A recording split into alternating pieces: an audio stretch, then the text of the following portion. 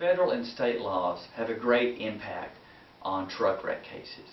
The federal laws set forth many regulations, such as the time that a driver can be behind the wheel and other training issues, and also the pre-trip inspection. There's many things that the federal and the state laws set out that a trucker must do.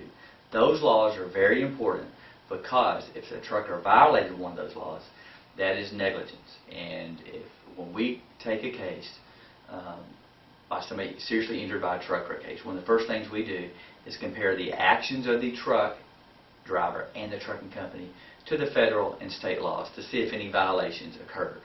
Oftentimes, we find many violations which occurred by either the truck driver or the trucking company, and those violations help us secure proper compensation for our injured client.